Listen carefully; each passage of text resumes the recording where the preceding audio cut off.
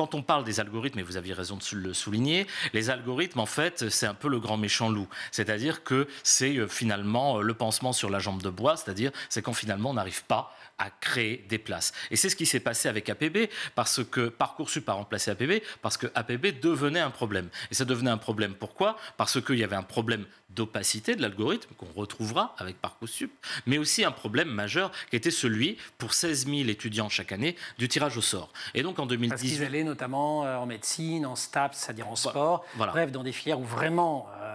tendu, saturé, les murs voilà. D'un certain point.